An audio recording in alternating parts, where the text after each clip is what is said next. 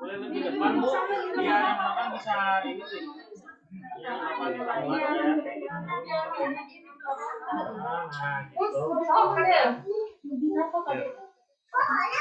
gitu.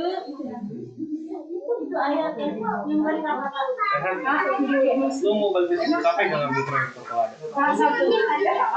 Nanti kamar udah balik sih. Udah balik. Harus sama ambil stiker gua dua gak dikasih. Kasih udah gak ada dia udah balik. Sama minjem stiker anak kafe buat Speaker aja. stiker yang mana? Anak kafe tanya aja.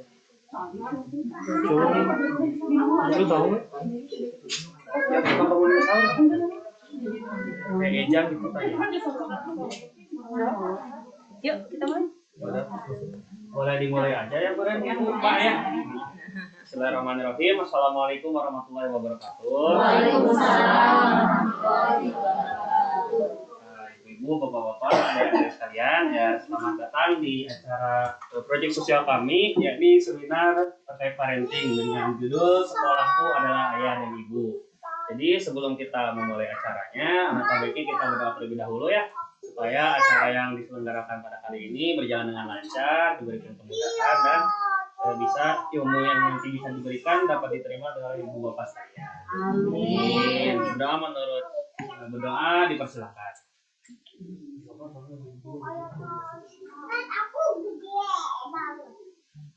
Berdoa dicukupkan. Selanjutnya mungkin boleh ada sambutan nggak? Mau? Ya boleh.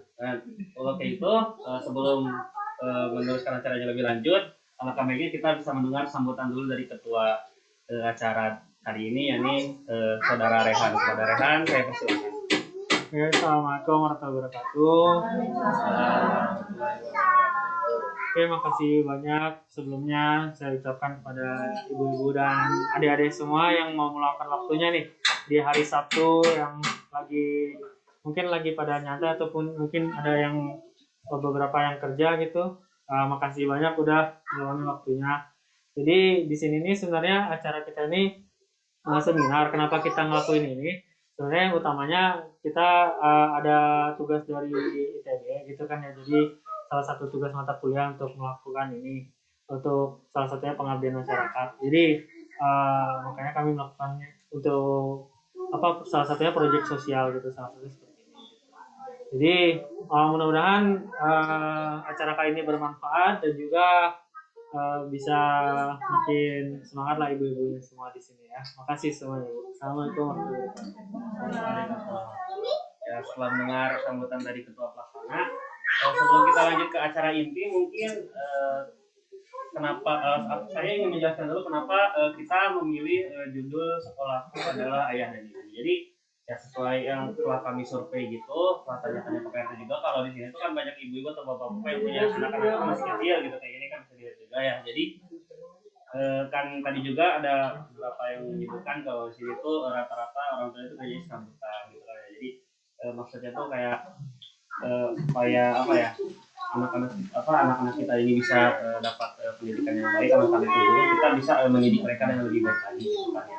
Makanya kami coba untuk mengambil tema ini gitu. Jadi tanpa berlama-lama lagi biar cepat lah ya, biar cepat beres juga. Langsung aja ke acara intinya, penyampaian materi oleh Dr. Zulaiha Hidayati MMRS S1. Beliau ini adalah pengelola Rumah Parenting Bandung dan juga menulis buku yang berjudul Smart Parenting seperti itu. Untuk itu kepada Ibu Dr. Zulaiha dipersilakan. Turun panitia. Bismillahirrahmanirrahim. Assalamualaikum warahmatullahi wabarakatuh. Waalaikumsalam. Ya, senang sekali ketemu dengan Bapak Ibu semua ya hari ini di kesempatan yang sangat berharga gitu ya. Saya kalau ingat ke sini ingat saya kecil dulu karena saya juga dulu tinggalnya sama di kampung juga. Rumahnya imut juga sama gitu ya. Kemudian alhamdulillah dapat rezeki gitu. Akhirnya sekolahnya dulu sempat ke SMP 5, terus sempat ke SMP 3, masuk ke dokteran dan akhirnya jadi dokter. Jadi sebenarnya masa depan anak-anak kita tuh bisa sangat tidak terbatas ya. Yaitu apakah anak kamu bisa berkembang, sangat-sangat bisa. Tapi saya ingat sekali salah satu yang mendorong saya berkembang adalah ayah dan ibu. Jadi kunci anak sukses itu dari ayah dan ibunya. Nah, ini saya akan coba berbagi beberapa hal gitu. Apa sih kunci-kunci yang akhirnya saya sempat pelajari gitu. Apa sih yang menjadi kunci supaya anak kita tuh bisa sukses ya ke depannya? Kan kalau anak kita sukses enak ya Bu ya. Nggak jadi beban gitu ya. Cepat lulus, cepat iyalah gitu ya. Lumayan biaya gitu, berkurang serabutan gitu kan ya. Gitu. Jadi, nah ini saya kasih kunci-kunci sederhananya. Saya bagikan ke Bapak Ibu semua supaya nanti bahagia semuanya. Oke. Ini pada kenal saya nggak? Oh tadi ya nulis buku. Iya udah dijelasin. Paling kalau mau kenalan lagi. Kenalan yang lainnya saya dinasnya di RSAS Hasan Sadikin. Di mana? Hasan Sadikin Bu, eta Di mana? Ranca Badak atau di mana ini? Di Poliana. Poliana. Iya. Saya SPI, wakil SPI, wakilnya Dokter Lina. Oh, benar. Poliana tuh perawat artinya? Perawat? Sanes Pakarya. Oh, Pekanbaru. Siap. Kamari abi di bazar, jualan yogurt. Besar tahu kemarin kan kaca. Oh, itu. Jadi saya dinasnya di RSAS. Sebenarnya kegiatannya kalau di RSAS jadi manajemen, jadi wakil ketua SPI. Judulnya mah pejabat di sana ya, pejabat dan struktural. Terus kemudian kalau di luar saya kegiatannya parenting. Saya juga terapinya terapi ke arah psikologi sama konseling pernikahan, pengasuhan, masalah hidup. Jadi kalau di rumah saya nggak buka praktek kedokteran. Saya tutup soalnya saya nggak kuat digedor malam, ngantuk. Capek tuh nyabunya, udah pagi siang saya kan posnya. Gitu. Jadi belum anak-anak kan harus punya waktu ya. Jadi mulai kapan tuh saya ninggalin praktek. Kalau saya memilih RSAS saya tinggalin praktek saya gitu. Walaupun butuh atau apa tapi anak-anak butuh ibunya. Jadi yang di rumah yang datang itu untuk masalah pernikahan, masalah pengasuhan, masalah kerjaan. Kebanyakan sekarang masalah pernikahan. Gitu. Kenapa akhirnya saya gerak di pernikahan? Awalnya parenting dulu. Saya parenting belajarnya 2008. Jadi masih baru. Maksudnya saya nggak dari awal tuh belajar pengasuhan anak. Iya nggak apa-apa, dongeng aja ya. Dongeng. Nyampe ngantuk. Jadi dulu nyampe ya, saya tuh bingung kalau ngasuh anak teh kumaha mani susah-susah teh, bener nggak susah? Bener. Susah nurut tuh. Ayo baraong gitu nya. Bener nggak? Sampai dulu teh pernah, pokoknya anak saya teh mani ngelawan wae gitu ya, disuruh makan susah, disuruh sholat susah, pusing gitu kan. Sampai suatu waktu saya pernah pulang dinas dari luar pulau, saya ke Irian, pulang ke rumah tiba-tiba anak saya lebih parah lagi.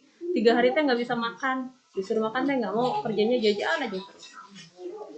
Akhirnya teh saya teh ngalempreh banyak. Saya teh ingat hari itu tehnya, saya teh selonjoran kaki bari lieur gitu ya, aduh ini anak teh kumaha gitu. Nah nggak berapa lama dari situ, saya teh ketemu sama seorang trainer pengasuhan anak. Terus dari situ teh saya diajak seminar pelatihan. Habis itu teh saya sampai ka Melongo gitu nya. Oh, kieu nya geuningan pantesan ya. Oh, gitu ya.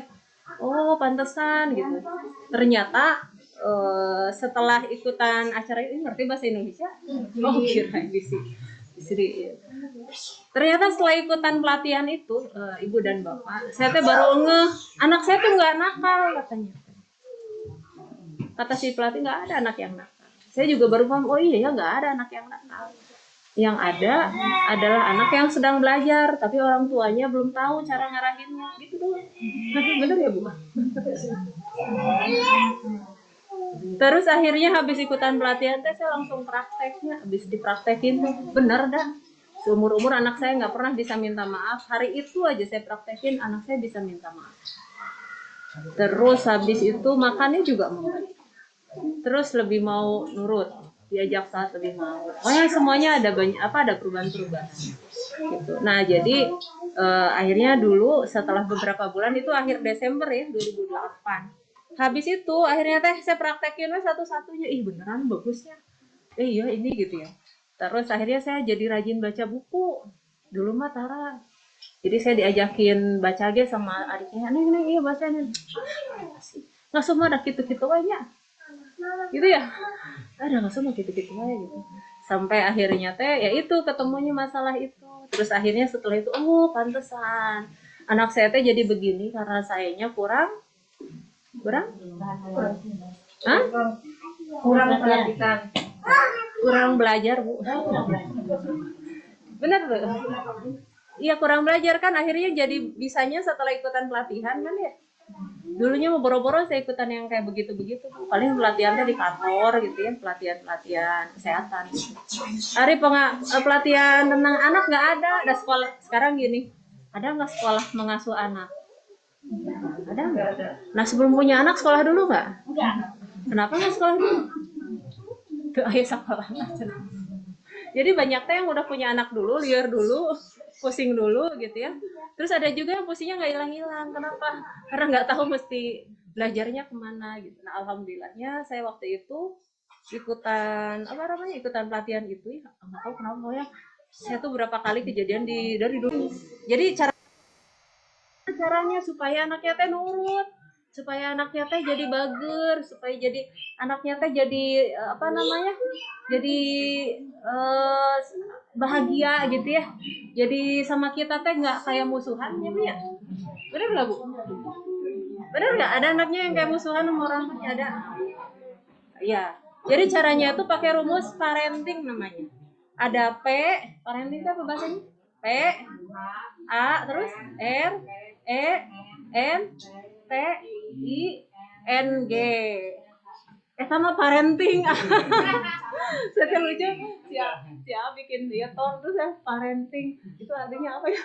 Ya, think itu kan berpikir gitu. Oh, orang tua berpikir. Iya. Saya baru kepikiran. Pemikiran orang tua gitu. Oh, oke.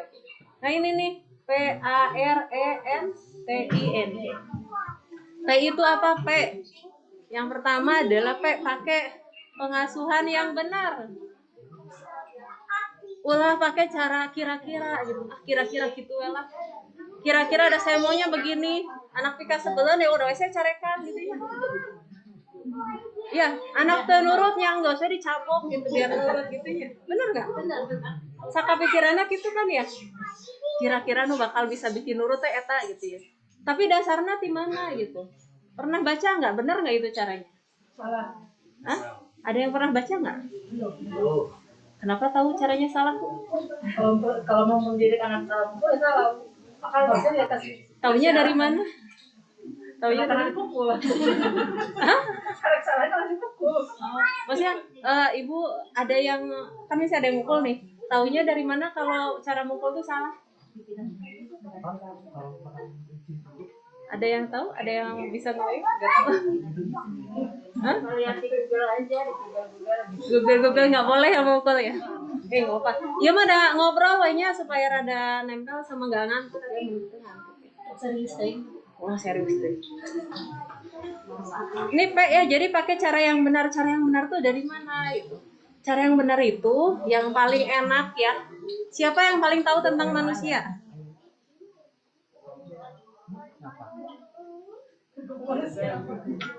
Siapa? Yang paling tahu tentang makhluk manusia siapa? Allah. Berarti acuan utama kita apa? Allah ngasih pedoman gak buat kita? Al-Quran. Bener ya? Ya ada Quran, terus ada Rasul, ada hadis-hadisnya gitu. Jadi kalau kita ingin tahu cara mengasuh yang benar, yang kita lakukan apa? Lihat Quran. Ya.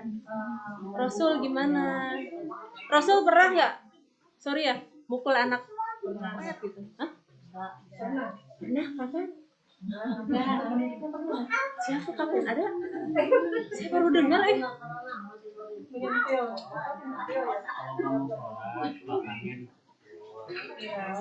Itu mah aturan, tapi Rasul pernah nggak begitu?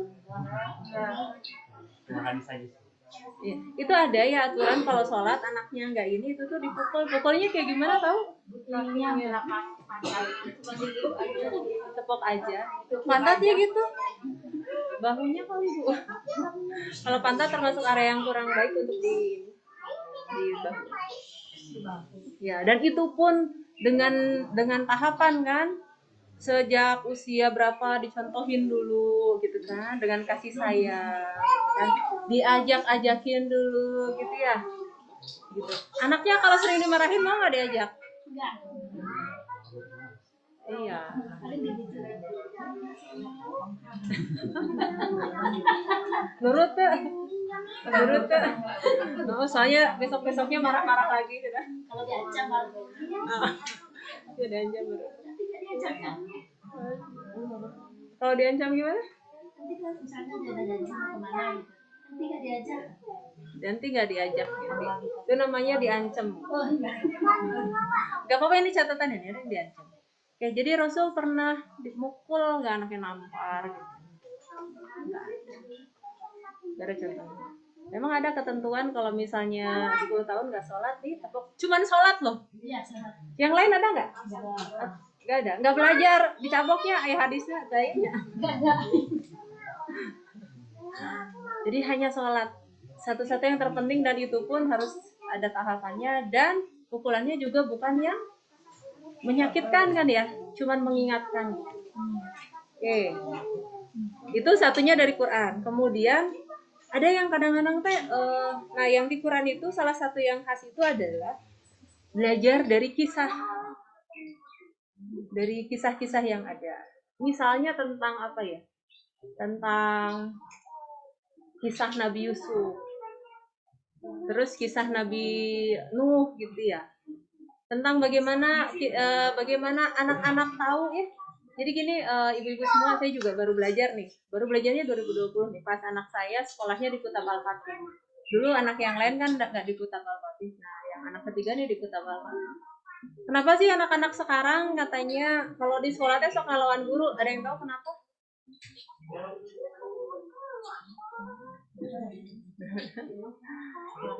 Ternyata salah satunya adalah karena pendidikan yang sekarang ada banyak melewatin satu materi, yaitu bagaimana belajar adab dulu sebelum belajar ilmu.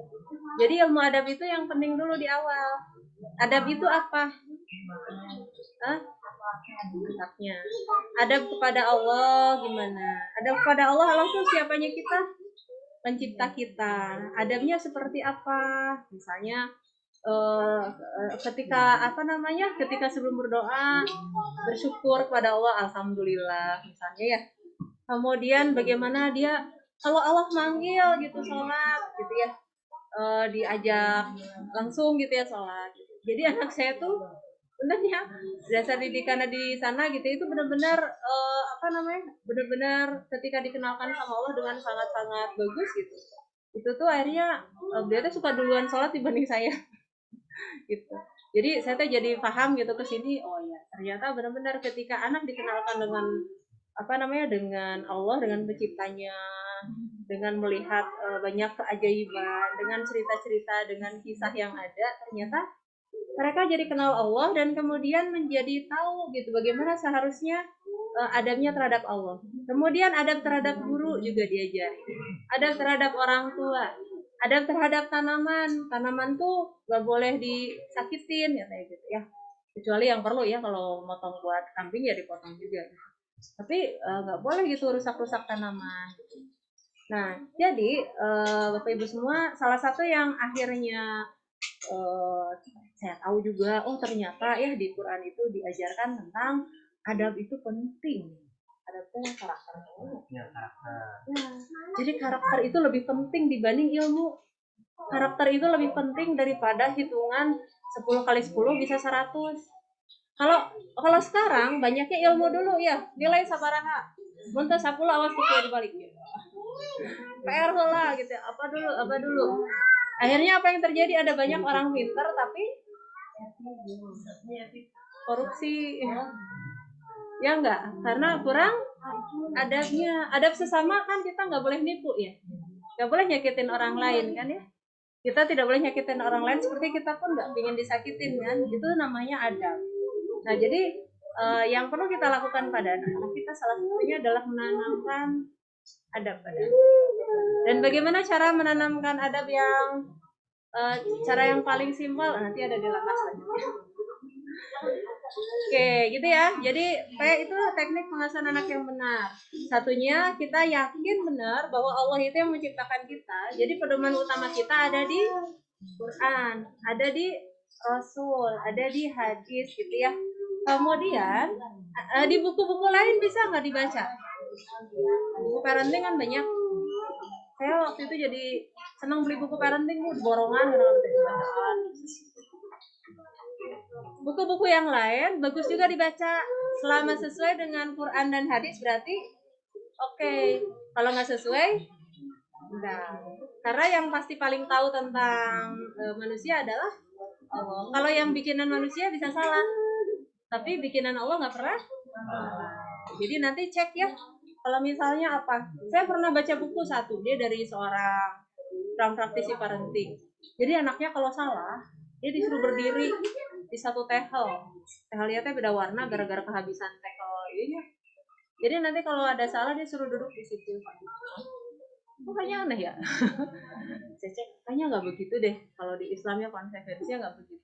Kan pegel bu ya ini gitu. Tapi ada juga yang saya praktekkan yang namanya time out bu. Ini di buku kedua. Time out itu saya bacanya di buku dulu ada di buku Perfect Parenting ada namanya cooling off. Bahasanya Inggris bisa nih. Intinya mah kieu kalau anak lagi marah-marah kudu dikumahakeun gitu. Jadi bagaimana cara mengatasi anak yang lagi ngamuk-ngamuk guling-guling gitu. Ternyata caranya adalah dengan teknik cooling off atau time out. Caranya diapain? Anaknya diingetin dulu, tenang. Pasti tenangnya. Diperingatkan lagi anak, tenang. Apa sih? Tenang gitu. Terus tenang. Habis nggak tenang langsung sekarang nenangin dulu dia di kamar duduk silahkan. Nggak ada TV, nggak ada apa-apa, silahkan duduk dulu di situ. Nggak mau gitu ya. Balik lagi. Ibunya diam aja. Terus nanti dia lari lagi, balik lagi. Kalau udah tenang baru boleh keluar.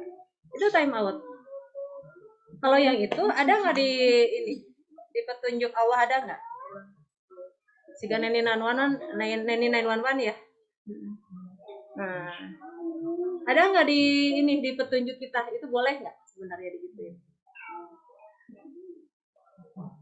Kalau orang lagi marah diapain sih? Hah? Dibujuk apa ditenangin? Ditenangin. Bener itu. Kenapa nggak dibujuk? Kalau dibujuk tetap aja kayak anak itu dibujuk semakin dibujuk semakin menjadi. Iya. Itu ada ilmunya. Kalau orang lagi marah, anak kecil lagi marah, ada otak reptil di sini. Otak reptil itu aktif kalau orang merasa dalam kondisi diancam, lagi merasa disakitin, lagi apa. Dia marah-marah. Kalau orang lagi marah-marah, otak berpikirnya nggak jalan, Bu. Karena antara reptil sama ini hanya bisa jalan salah satu. Kalau ini lagi bisa mikir, ininya lagi tenang. Jadi bisa berpikir rasional gitu. Masa saya marah-marah sama si mama saya karunya, dia masak sama saya tiap hari, sayang sama saya. Bener kan gitu? Gitu. Tapi kalau anak lagi ngamuk, apa yang diomonginnya? Mama jahat, nikah sebelah si mama tahu ya dengan kabur timah. Emang mau kabur gitu? Nah, itulah efek dari otak reptil. Otak reptil itu membuat seseorang, si anak ataupun orang dewasa, gerakannya kayak reptil. Ucapannya kayak reptil, tidak beraturan, tidak sesuai rasional, gitu ya. Sehingga akhirnya Islam itu memberikan petunjuk di hadis. Kalau lagi marah disuruhnya apa? Diam. Benar. Dan saya baca beberapa buku ya, sampai dari penulis luar juga saya baca. Ternyata cara untuk yang paling efektif untuk membuat orang lagi ngamuk itu bisa jadi mereda adalah dengan ditenangkan. Kalau orang dewasa kan dia duduk sendiri gitu ya. Tapi kalau anak-anak di gimana ya? Di time out. Kayaknya ini tuh kayaknya buku pertama ada yang bahas time out di Indonesia. Saya beberapa orang saya ada yang skripsi tiap nyari bahan materi itu ini nyarinya ya buku saya lagi gitu. Dan ini bukunya saya nulis dari beberapa sumber dan dari sumber yang luar tuh ada juga yang nggak pas gitu ya. Karena ada yang gini, cuma dikasih 1, 2, 3 langsung. Setiap nemu yang gitu 1, 2, 3 time out. Akhirnya anaknya siga robot ya. Kalau time out yang benar nggak begitu.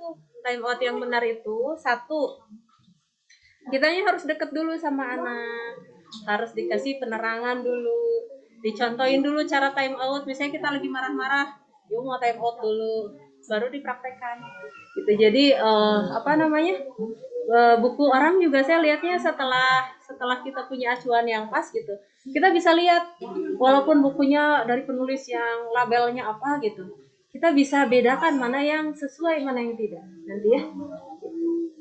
Oke, baik Pak ya, jadi pakai cara yang benar. Cara tahunya dari mana? Harus dari Quran, hadis, atau buku lain yang sesuai Quran, hadis, atau materi-materi di YouTube, materi-materi di Google yang sesuai dengan Quran, hadis, boleh. Oke. Sekarang A, memahami anak adalah anugerah. Memahami anak adalah anugerah. Mana ya contohnya? Gue suka ada anak yang gelut nggak? Suka ada anak yang rebutan mainan? Kalau anak rebutan mainan itu lagi apa sih sebenarnya? Lagi belajar apa?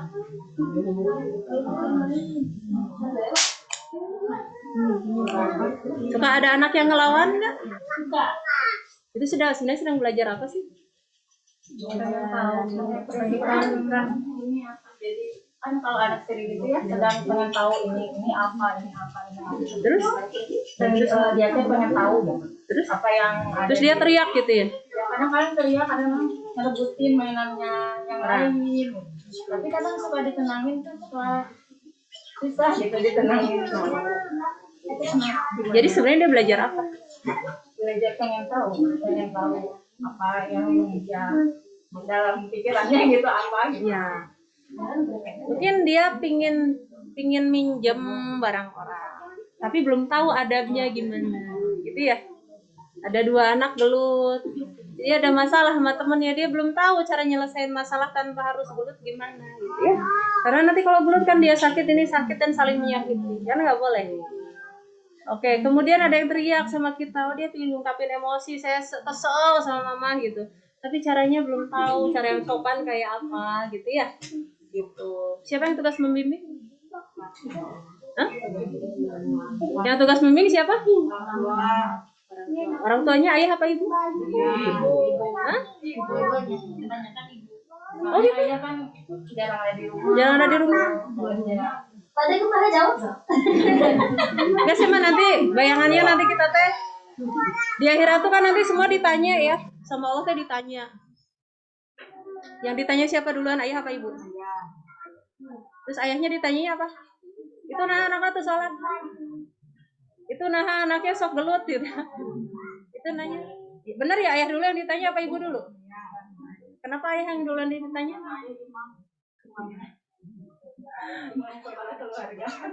Iya. Yang harus mendidik, yang membawa anak tua. Yang bertugas mendidik istri dan anak itu Ayah. Jadi ini tepuk tangan lah kalau bapak-bapak. Ini ayah pelanda nih. Iya. Jadi apa namanya? Ada sebagian gini. Beda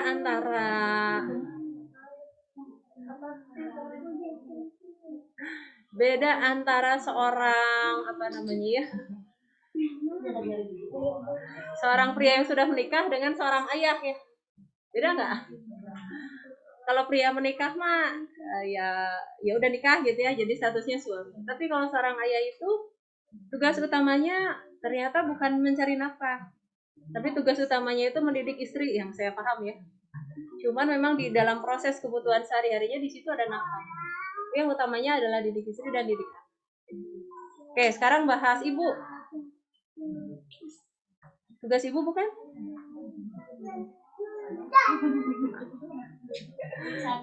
Hah? Ya tugas ibu juga gitu. Jadi nanti ayahnya ditanya, ibunya juga udah pasti ditanya. Udah pasti ditanya gitu. Dan nanti saya ceritakan kenapa kehadiran ayah itu nanti sangat-sangat berpengaruh pada masa depan anak ya. Oke, jadi ayah akan ditanya, ibu ditanya. Tadi jadi anak-anak kita itu ternyata mereka adalah sedang proses belajar, dan siapa yang bertugas membimbing? Ayah. Dan ngebimbingnya bisa benar nggak kalau nggak tahu ini anak tuh sedang apa? Misalnya ini anak gelut wae, nih gelut teh elehan, terus bapak diajaran gitu acara biar bisa menang gitu ya. Itu kalau salah baca tuh begitu. Atau misalnya Pak, iya budak teh nih bangor-bangor teuing gitu nya. Kerjana tiap hari nyoretan dinding gitu ya. Gitu ya. Terus akhirnya dicabokan, mana teh kumaha ieu teh katara di chat gitu ya. Terus akhirnya kira-kira apa yang terjadi pada anaknya? Akhirnya si anak ini yang sebenarnya dia adalah calon penulis komik hebat. Dia adalah misalnya seorang ilustrator yang hebat ke depannya. Dia hilang, potensinya mati. Gara-gara siapa? Saya nggak boleh gambar, soalnya kalau digambar salah. Harusnya diapain nih anak suka gambar di dinding? Iya. Ini kayaknya dilihat, oh nih anak saya kayaknya hobi gambar. Diamatin kan?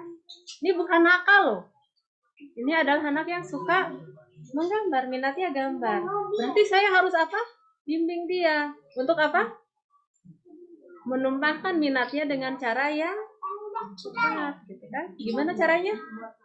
Kasih kertas. Udah dikasih bu kertas tapi tetap aja di dinding.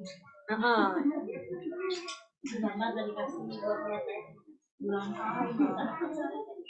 Iya. Kalau saya nggak apa-apa juga di dinding. Yang salah itu kan dicarekan. Akhirnya kalau misalnya akhirnya di dinding, ini dindingnya jadi kotor ya. Ya udah nanti pas dicatnya anaknya ikutan dicat. Ih jadi kurang rapi ya deh, berantakan. Ya udah kita cat bareng supaya anaknya paham konsekuensi. Ya enggak? Iya, kalau misalnya akhirnya tutupnya kekeh di dinding, apalagi anak cowok ya. Anak cowok itu adalah anak yang mereka itu jadi gini Bu, anak pria sama wanita tuh beda ya. Kalau wanita surganya dari mana? Kalau gimana? Kalau taat. Jadi kalau anak perempuan belajar untuk taat. Jadi kalau disuruh suami, tak tang nyesehkeun anaknya 5 nyeseh, mesinnya rusak, tangan we gitu. Kalau mau masuk surga cenah pakai tangan aja. Jadi belajarnya untuk tidak debat. Tapi nanti pas malam-malam, Allah iya menilai koi dia si istri saya gitunya. Punten ayah saya capek ini nih. Ya si ayahnya jadi akhirnya tidak bisa mengganggu gitu ya. Terpaksa kan kena konsekuensi sendirinya. Akhirnya dibeliin tuh mesin cuci gitu ya. Tapi kena lulus ya. Jadi nah ibu-ibu ini karena di Islam itu salah satu kunci seorang perempuan untuk masuk surga adalah taat sama suami. Maka anak perempuan diarahkan untuk menjadi seorang yang nurut. Tapi laki-laki beda Bu. Kebayang nggak kalau laki-lakinya kerjaannya misalnya nanti anak laki-laki kita udah nikah sama istrinya. Cek istri nanti nggak boleh kayak gitu. Ya udah deh enggak. Nggak boleh kayak gitu ya udah. Kira-kira apa yang terjadi pada anaknya? Bukan menjadi seorang pemimpin yang baik ya. Karena pemimpin tuh harus bisa memutuskan. Kalau tiba-tiba, mah, hari ini kumahanya, saya teh sekolah kemananya, ke iya, saya bingung, cina gitu. Terus kata mama, dia we gitu, terus dia ngikut. Nanti pas sudah gedenya nikah, bentar ya saya tanya mama dulu. Ada nggak yang begitu? Banyak kan, saya sering konsul pernikahan. Ada istrinya yang ngeluh kenapa suaminya teh tiap apa-apa nanya sama mama. Mamahnya lebih dominan, yang menentukan dia kemana milih apa tuh adalah mamahnya. Itu akhirnya jadi pria nggak? Enggak. Pria yang bagus itu, jadi beda ya antara pria sama lelaki ya. Kalau pria itu ibu wanita, ini pria. Jadi beda jenis kelamin doang ya, beda badannya gitu. Tapi kalau lelaki itu namanya rijal. Jadi dia punya sifat rojulun. Jadi rojulun itu kelelakian. Seperti apa sih lelaki yang benar-benar rojul? Yaitu seorang lelaki yang dia sudah bisa berdiri di kakinya sendiri. Dia bisa kerja, dia bisa menentukan sesuai dengan keyakinannya. Dan gak semua pria saat ini sudah menjadi rojul. Makanya jangan kaget ada yang aneh-aneh ya. Benar gak? Ketika ada pertanyaan bingung mutusin. Ketika ada ini harus dibayar. Karena salah satu sifat kelelakian adalah salah satunya afaf. Afaf itu apa? Ketika misalnya ada kebutuhan, si istrinya mau ngebantu, nggak usah, itu mah punya kamu. Ini mah bagian saya. Itu rojul. Dan kita nanti perlu mendidik anak-anak kita untuk menjadi rojul. Untuk menjadi seorang pemimpin yang bisa memutuskan, nggak pelin-pelan. Caranya gimana? Caranya ketika dia ada kemauan, si anak itu, kamu mau apa? Saya mau naik sepeda, cina. Di mana? Di situ, cina.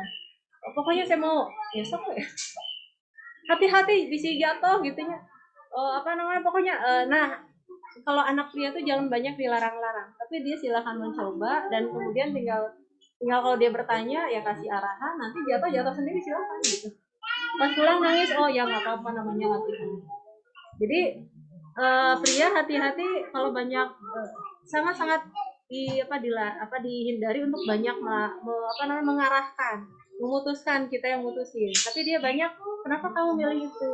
Gitu. Kenapa kamu ini? Gitu. Jadi supaya dia yang memutuskan sendiri. Itu pria. Lelaki maksudnya ya. Beda ya antara pria sama si A jadi belajar. Nah terus R ya. Tadi A-nya udah ya. Jadi kita memahami bahwa anak lahir untuk belajar. Jadi tuh ayah bu nu bangor tanya, hati-hati, tidak ada lagi anak yang nakal. Yang ada itu anak sedang belajar nyoret-nyoret, main lang layangan wae gitu. Ya iya, bukan nakal. Itu kreatif namanya. Itu anak yang belum paham adab. Siapa yang bertugas untuk mengajarkan? Orang tua. Belum paham adab. Ya. Oke. Ya Bu ya, nggak ada, semua anak itu lahirnya bersih. Cuma mereka tuh belajar berperilaku. Dia coba-coba ini salah nggak? Mereka tahu itu salah dari mana? Orang tuanya bilang itu nggak bagus. Mereka tahu benar dari mana? Orang tuanya ngasih jempol. Gitu ya. Jadi semuanya ketika kita pahami anak baik semuanya, mereka butuh bimbingan tadi supaya tahu mana yang benar, mana yang tidak benar yang harus ditinggalkan. Dari siapa? Dari orang tua, ayah, kemudian sekarang redam kemarahan. Tadi udah kebayang kan ya, kenapa kalau misalnya anak dimarah-marahin justru sama ngelawan? Kalau dimarah-marahin otak mana yang aktif? Ini apa ini? Bawah. Fungsi otak reptil itu untuk melawan, untuk bertahan kalau ada ancaman. Jadi jangan kaget kalau ibu-ibu setiap hari suka marah-marah, si anaknya yang pasang ini. Nah ini ancaman datang nih. Kalau lagi asik main tiba-tiba ibunya datang langsung sok korek nita naon deui tah. Kerekan naon deui. Mau ngomel apa lagi tah gitu ya. Terus langsung si anaknya teh yang asalnya ceria jadi manyun tuh. Ya, jadi gimana caranya supaya anak itu jadi sobatan sama kita?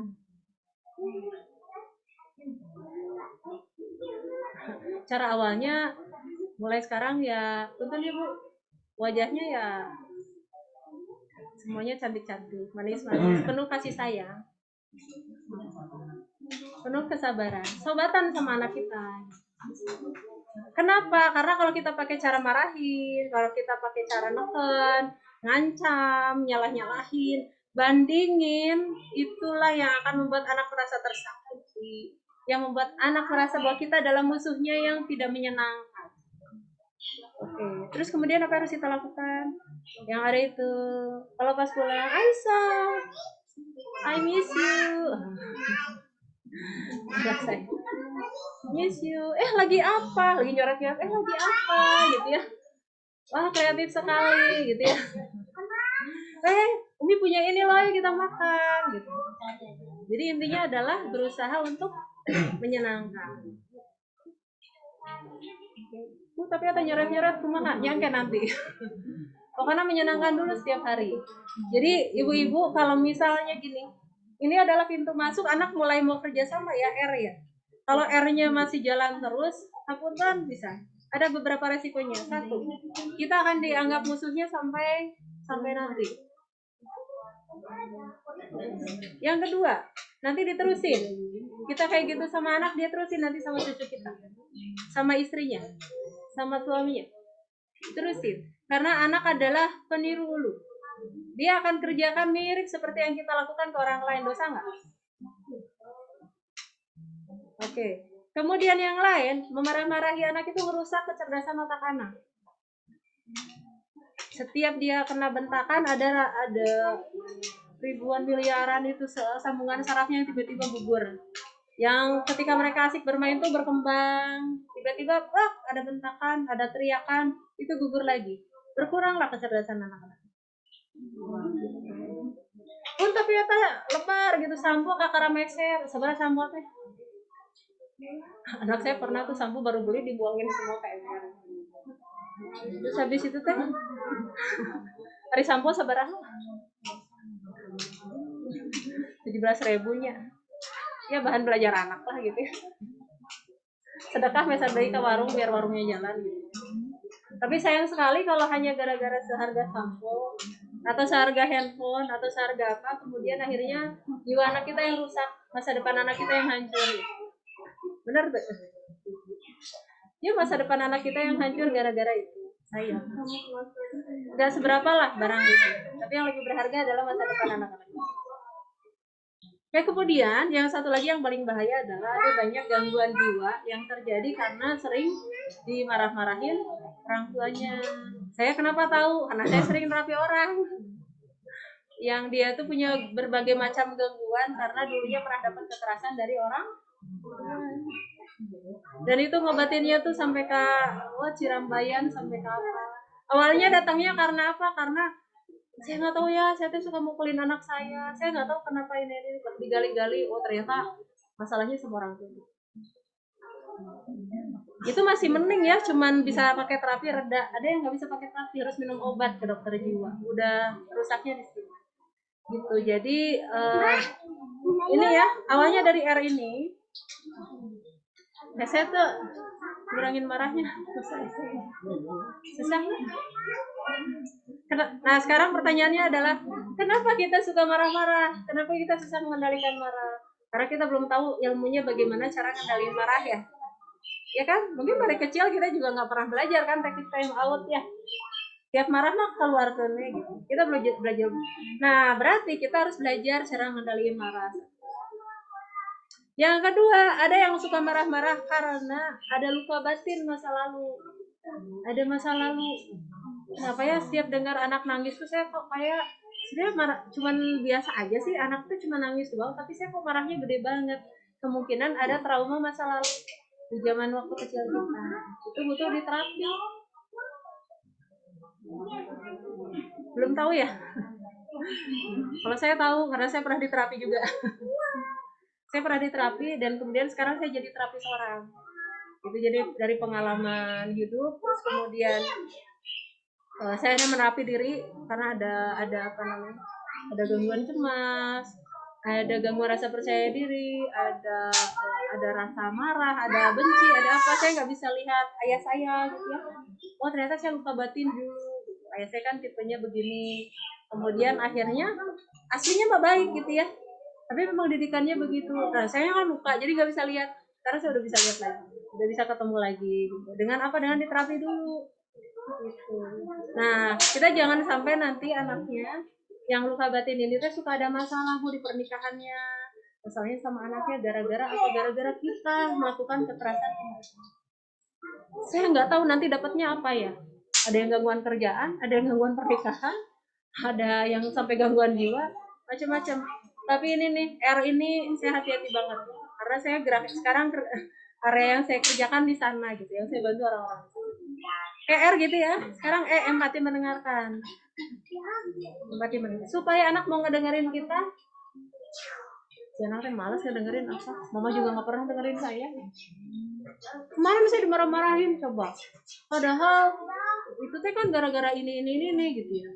Saya misalnya gini, ya kenapa beli timunnya kayak begini, kan mama udah bilang tuh timunnya opat gitu ini udah kamu benar-benar nggak bisa. Terus si anaknya saya mah gitu, kamu mah dasar bodoh, saya digituin ya. Terus akhirnya si anaknya malas ngomong sama mama, tarang ada gitu. Padahal dia mau bilang mah no ayana kan berarti bukan salah saya, bukan saya salah nggak bisa milih gitu, tapi nu ayana eta. Terus cek si tukang warung teh maksa atau ya kamu meser mau dicarekan, karena mau dicarekan ternyata dicarekan gitu.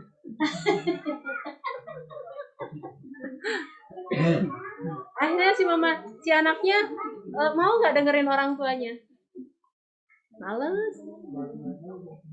Kenapa? Karena dianya juga nggak merasa didengerin. Tapi coba kalau anaknya sering didengerin orang tua, nanti anaknya juga mau nggak dengerin kita.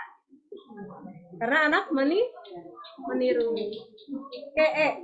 Terus N, notifikasi pembicaraan dan tindakan, pilih kata dan tindakan yang cocok. Misalnya ke anak, Nah, kamu teh sing rajin belajar atuh gitu. Supaya pintar. Hari ibunya sok belajar baca buku gitu. Padahal belajar mah seumur hidupnya. Sok baca buku tuh gitu. Sini lagi. Baca buku enggak gitu. Suka kelihatan kita proses yang suka belajar enggak gitu. Jadi hati-hati antara apa namanya? Antara ucapan sama kata-kata kita. Karena anak itu lebih mengerjakan apa yang dilihat. Misalnya punten ya, Bapak ngerokoknya. Ngerokok enggak? Yang rokok katanya. Kita teh bilang sama anak-anak, "Nak, kamu teh jangan ngerokok, rokok teh bahaya tahu, buktinya bisa kanker apa-apa." Anaknya nurut nggak? Kenapa? Iya.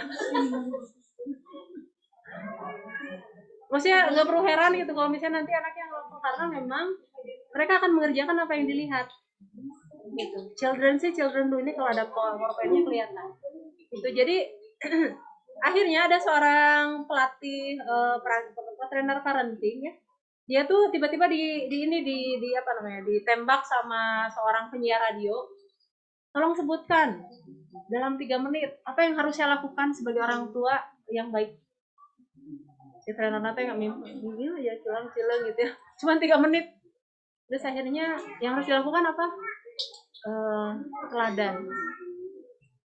Terus apa lagi kata gitu? Teladan. Terus apa lagi selain itu yang bisa dilakukan sebagai orang tua supaya bisa menjadi orang tua yang baik? Teladan. Jadi keteladanan itu adalah utama. Ingin anaknya seperti apa? Mulai dengan kitanya seperti itu. Dan di Quran ada ya, Allah tuh paling nggak suka kalau kita nyuruh sesuatu yang kita juga nggak kerjakan. Karena pengen anak-anaknya pintar, ibunya berarti harus rajin baca buku ya. Rajin pengajian kayak begini ini bagus. Ini anaknya ngelihat semua, lihat ibu saya, ayah saya belajar. Jadi dianya apa mencontohnya, oh ternyata ini yang harus dikerjakan oleh saya gitu, belajar. Oke, sekarang itu ya, pilih kata dan tindakan yang tepat. Satunya intinya teladan. Yang kedua intinya adalah apa? Pilih kata dan tindakan yang tepat. Pilih bahasa dan kata yang menunjukkan bahwa dia disayangi dan dicintai. Misalnya apa? Misalnya bilang sayang. Ada 5 bahasa cinta. Bahasa cinta itu kata afirmasi. Contohnya apa? Kata-kata yang menguatkan. Kamu hebat. Kamu anak saya. Ibu sayang sama kamu. Kamu keren. Ya nggak boleh bilangnya kamu terhebat ya. Karena yang paling hebat Allah ya. Itu udah bagus. Sambil dia apa? Tadi kata afirmasi. Kemudian apa? Sentuhan. Sentuhan tuh apa? Rasul suka ini kepala ini ya. Lihat matanya, dipeluk, disayang itu adalah bahasa cinta. Jadi ibu-ibu semua, ini ada yang satu rumus penting ya kalau di pengasuhan anak, sama di Islam juga sama. Koneksi itu lebih penting dari koreksi. Jadi kalau kita belum connect sama anak belum merasa sayang sama kita, koreksinya susah. Tapi kalau coba anaknya udah sayang sama orang tuanya, kira-kira nurut gak? Lebih mau nurut. Jadi yang program yang perlu dilakukan nih awal-awal nanti praktek ini apa? Mempraktekkan 5 bahasa cinta. Kata afirmasi, pujian, hanya pujian. Gak ada lagi yang namanya dasar bangor, Bika sebelen, dasar apa lagi? Saya lupa soalnya udah lama. Udah zaman masa lalu gitu ya. Apa sih sekarang? Hah? Bika sebelen, terus apa namanya? Bodoh gitu ya, apa? Bandingin tuh si eta gitu. Itu kata-kata haram ya. Kita juga udah gak suka dibandingin ya. Tuh si ibu itu atau mah cenah. Ya nggak boleh bandingin, sama sekali nggak boleh. Oke, jadi bahasanya kata afirmasi, yaitu kata dukungan, kata kasih sayang gitu ya. Itu adalah yang kedua. Sentuhan. Sentuhannya gimana? Di kepala, di ini, di bahu. Khusus untuk anak laki-laki di atas 7 tahun nggak boleh kena dada ibunya. Kalau anak perempuan masih boleh. Kalau anak laki-laki di atas 7 tahun nggak boleh kena dada ibunya, tapi boleh dari samping bisa. Nggak boleh kena dada. Nanti search ya di YouTube dari Bu Risma. Oke, kemudian tadi kata afirmasi, sentuhan, pelayanan yang wajar. Misalnya apa? Saya pernah anak saya gini, lagi sakit, mau pingin minum, bener nggak? Ini pingin makan, suapin gitu ya. Ini pingin ini, ya.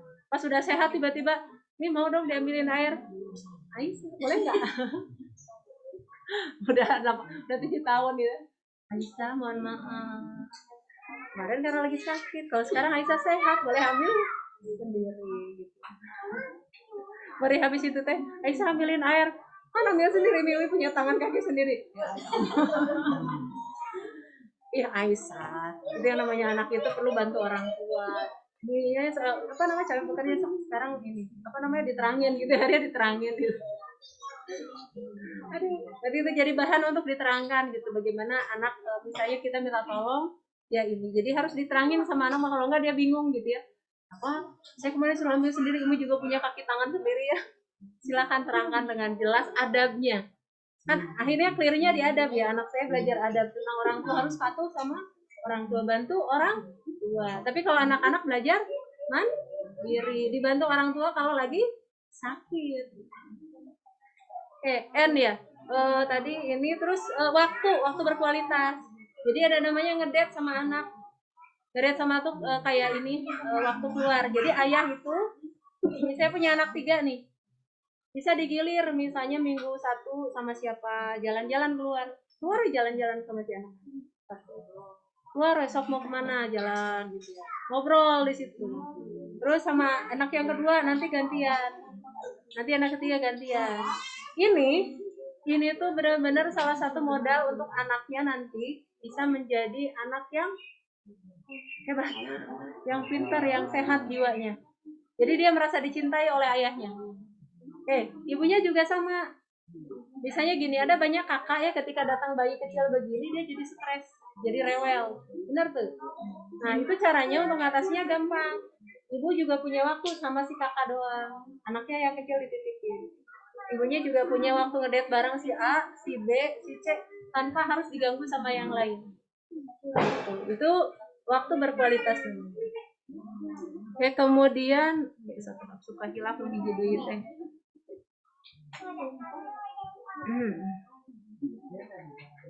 pelayanan. Sama hadiah itu sesekali kita bisa ngasih hadiah ke anak ya. Jadi itu untuk membuat anak merasa makasih gitu ya, ayah makasih gitu, dia akan merasa dicintai. Nah kalau anaknya udah merasa dicintai, setiap hari kita ngasih, Bu hari ngasih pujian pakai uang nggak? Gratis kan? Cuman pakai mulut doang. Jadi untuk membuat anak jadi bahagia, jadi jadi bekerja sama kita itu cukup banyaknya pakai mulut aja gitu, sama sikap tubuh. Insya Allah mereka jadi dekat, connect sama kita, baru kita bisa koreksi. Nah nanti ada langkah-langkah untuk koreksinya, bagaimana memberikan pemahaman dengan bahasa yang jelas, dicontohin dulu, diaturin dulu gitu ya, misalnya makan sayur diaturin dulu menunya, dipuji itu, terus dilatih diulang-ulang. Oke, itu N. T itu tanamkan energi positif. Ibu-ibu tahu nggak Thomas Alva Edison? Atau kalau di Islam itu ada Syekh Sudais misalnya. Jadi Thomas ini sebenarnya di sekolahnya tuh udah drop out 3 bulan, dikeluarin, dianggapnya bodoh. Thomas Alva Edison tuh yang nemu listrik dan menemukan berbagai macam yang lainnya juga banyak. Nah itu tuh yang akhirnya ngebimbingnya siapa? Ibunya. Bukan disekolahin, karena tadi 3 bulan aja disekolahin udah dikeluarin ya. Yang membuat hebat siapa? Ibunya. Apa yang dilakukan ibunya? Ibunya itu, Thomas kan ada kreatifnya, ngoprek apa. Dia liatin sama ibunya bilang apa? Oprekannya itu, anak-anak biasanya.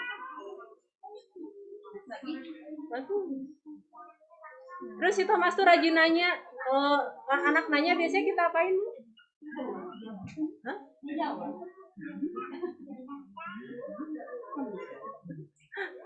Bu, hari bayi teh lahirnya keluarnya dari mana sih? Hah? Bu, kalau bayi asalnya dari mana sih gitu? Hah? Oh gitu. Rahim tuh kayak gimana sih? Terus gimana keluarnya, Bu? Kok bisa ada bayi di situ, Bu? Kuasaan Allah. Kumaha caranya kuasaan Allah? Nah, saya telurnya kayak gimana? Emangnya anak-anaknya banyak pertanyaan. Ibu nanti kalau kita pengen anaknya pintar, salah satu yang mau dikerjakan adalah seperti ibunya Thomas, dia menjawab pertanyaan anaknya dengan kira-kira yang dimengerti oleh anaknya. Kalau dia nggak ngerti, dia akan tanya, dia bawa ke ahlinya, dia bawa ke perpustakaan supaya anaknya bisa dapat jawaban. Hah? Kenapa nggak ibunya yang cari di Google?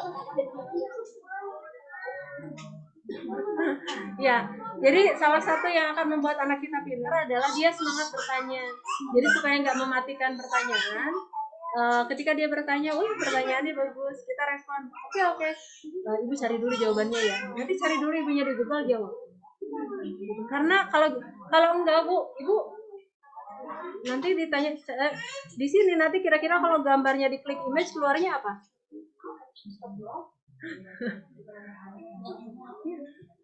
Kalau nggak orang tuanya yang jawab, nanti dia akan nanya di mana-mana dan yang keluar kita nggak tahu. Jadi orang tua lah yang yang menjadi salah satu sumber anak tuh bisa tahu. Kalau nggak tahu, bawa ke sumbernya yang kira-kira bisa memberikan jawaban. Ini itu istiqomah artinya kita ulang-ulang. NGI ini mengadakan time out. Tadi udah kebayang saya. Oke, dan ini ada berapa penelitian, Bapak Ibu semuanya. Ternyata pengaruh pengasuhan orang tua dibanding sekolah itu, orang tua tuh berpengaruh 70% terhadap pertumbuhan perkembangan anaknya. Pengaruh sekolah hanya 30%. Jadi kita seperti apa, baik atau enggak, adab kita seperti apa, sikap kita seperti apa, itu berpengaruh pada anak dibanding ilmu PPKN di sekolah. Jadi kalau tiba-tiba anak kita bandel, yang salah sekolah atau orang tua? Karena sebenarnya pengaruhnya yang kuat dari. Oke, kemudian ini ada cerita juga. 9 manfaat keterlibatan ayah. Ada penelitian, Bu. Anak yang berinteraksi intens dengan ayahnya cenderung mendapatkan nilai lebih tinggi di sekolah. Diajak mancing, gitu. Diajak kuriling, gitu ya. Nilainya lebih tinggi. Karena dia punya rasa, kalau anak perempuan dia merasa dicintai ayahnya. Anak yang perempuan yang merasa dicintai ayahnya lebih terhindar dari pergaulan bebas. Anak perempuan. Kalau anak laki-laki yang merasa dekat sama ayahnya, dia punya figur. Ini nilainya lebih tinggi ya. Terus riset yang lain di Universitas Negeri Semarang, prestasinya lebih bagus. Prestasi belajarnya. Terus anak yang dekat dengan ayah di penelitian yang lain dari Maryland School of Medicine memiliki keterampilan bahasa yang lebih baik. Jadi lebih pintar ngomong. Dari penelitian UIN Malang, peran ayah dalam pengasuhan berpengaruh signifikan terhadap determinasi diri anak pada usia remaja, yakni dalam aspek kemandirian, kompetensi, dan ikatan sosial. Jadi lebih mandiri, kemudian lebih lebih kompeten tuh, dia punya punya kemampuan gitu ya. Terus punya ikatan sosial, jadi gimana dia bersosialisasi. Jurnal BMJ Open, lebih bahagia anaknya. Kemudian penelitian lain, ada penelitian gitu di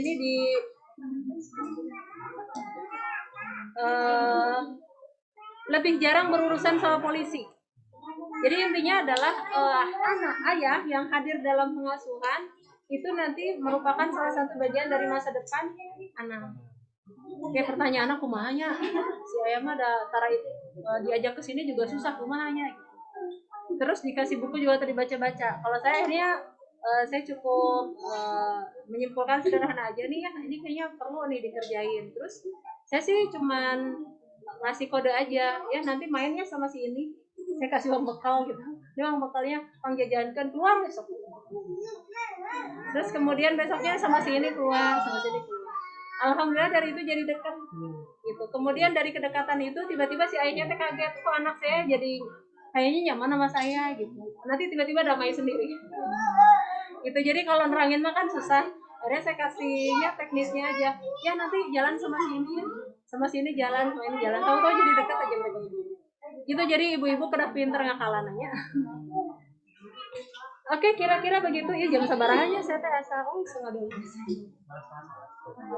Setengah 12. Oh iya. Ya pada azan. Oh iya. Ya kira-kira begitu ya tentang parenting. Mudah-mudahan kira-kira cukup jelas kenapa kita perlu belajar tentang pengasuhan anak. Dan apa hubungannya sama masa depan anak-anak kita ya, sama masa depannya tuh tadi kesuksesan secara keuangan, nanti juga ke arah kejiwaan mereka. Maka saya kembalikan ke MC. Alhamdulillahirrahmanirrahim. Terima kasih kepada Bu Dr. Zulaiha atas penyampaiannya. Semoga materi tentang parenting tadi bisa lebih diingat dan bisa langsung dipraktekkan di kehidupan ibu-ibu bapak sekalian gitu ya. Supaya anak-anaknya bisa diarahkan lebih baik dan juga bisa jadi anak yang lebih sukses ke depannya. Sebelum acaranya ditutup, mungkin dari ibu bapak ada pertanyaan terlebih dahulu. Siap. Saya orang tua Yogi ya. Saya punya anak salah satunya dan beroperasi karena kendaraan otak juga. Masalah menangani itu, tapi kan dia suka, karena suka kasih pala gitu. Kalau di lapangan tuh nggak mau. Kadang dia suka iseng sama temennya. Masalah menangani itu laki-laki ya. Yang paling satu-satu apa tiga-tiga? Satu aja. Biar langsung. Oke, saya coba jawab. Begitulah anak laki-laki. Fitrahnya mereka adalah mereka memutuskan. Walaupun kadang konsekuensinya adalah masuk rumah sakit. Kalau sebelum dioperasi dia agak nurut gitu ya. Masalah dioperasi, karena kemauannya harus gitu. Tapi kalau dia mau berkembang jadi pria, selama itu memang haknya memilih, ya silahkan. Jadi kalau itu misalnya pilihan, saya mau ini ya, ini ya silahkan. Cuman kalau misalnya dia bilang ke ibunya, saya mau nyuri, ya jangan, larang. Kalau dia bilang saya mau melakukan sesuatu yang buruk, ya kita larang. Kan di Islam juga boleh kita mengatakan tidak pada sesuatu yang berbahaya. Ya, tapi kalau yang selama itu hanya di area-area yang yaitu adalah memang khasnya pria adalah mereka belajar memutuskan apa yang mereka suka. Dari situ mereka belajar. Kadang-kadang jadi jatuh ya. Belajar motor, belajar apa ya ke rumah sakit deh. Tapi itu demi berkembangnya seorang pria, seorang wanita ibu perlu belajar untuk bersikap. Menurut kamu itu gimana gitu? Ya pokoknya saya mau ini. Oke, kalau menurut kamu oke, ya udah silakan pelajari. Silakan kerja. Terus nanti kalau misalnya ternyata aku gini. Oke. Nanti mau dicoba lagi enggak atau gimana? Oh ya enggak mau. Siapa ya? Nanti nih, yang jadi berarti itu adalah ketika kita menginginkan anak sesuai mau kita, padahal mereka bukan milik kita, mereka adalah milik Allah. Mereka adalah manusia yang berhak memutuskan sendiri kalau udah balik gitu. Laki-laki dari kecil juga dia belajar untuk mengikuti fitrahnya untuk tadi belajar membuat keputusan. Kalau anak perempuan agak beda ya. Kalau anak perempuan nanti diarahkannya nurut. Tapi kalau anak laki-laki beda. Nurutnya juga dengan baik gitu ya. Nah, ketika kita ngarahin nurut juga bukan dengan kekerasan, bukan dengan ancaman, tapi Allah suka sama yang ini, yuk kerjain. Anak soleha, anak nurut. Seorang perempuan itu masuk surga dari taat, yuk dikerjakan. Ya, saya bisa kelewat ya yang teh ini tanamkan energi positif nih teh. Jadi yang dikerjakan Ibu Thomas Alva Edison itu, dia suka bilang anaknya hebat. Kamu memang calon penemu terbaik gitu ya. Jadi ke anak-anak nggak boleh bilang predikat negatif. Misalnya apa predikat negatif? Bodoh, males, apalagi terus nakal gitu, nggak boleh. Jadi yang boleh kita ucapkan hanya yang baik. Dan ada yang sampai selain Thomas, ada juga yang sampai hebat dengan tadi kata-kata dari ibunya. Karena kata-kata kan adalah doa. Yaitu dulu Sudais namanya. Jadi zaman kecilnya si Sudais ini teh kan kayak anak lain ya, aktif gitu. Di suatu hari ibunya itu lagi ngadain mau acara hajatan gitu. Udah masak segala macam makanan gitu yang enak-enak gitu ya. Tiba-tiba Sudais datang diaurkan pasir di situ. Terus si ibunya tuh kan marah, terus marahnya gimana? Marahnya itu, semoga kamu jadi imam Masjidil Haram. Dan pas gedenya dia jadi imam Masjidil Haram. Jadi kalaupun sampai marah pun jangan sampai kata-kata kita yang keluar tuh negatif. Tapi semoga kamu jadi presiden yang baik-baik ya. Mangga ada pertanyaan lagi? Atau cukup jelas? Ada yang masih ingin bertanya? Boleh, enggak?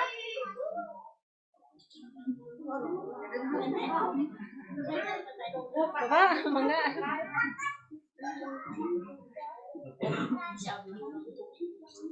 Kesimpulannya apa coba kesimpulannya? Ada bisa kasih? Hah?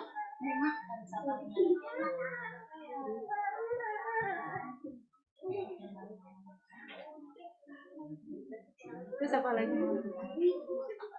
Apa sih intinya yang perlu kita lakukan untuk akhirnya anak kita nanti bisa belajar?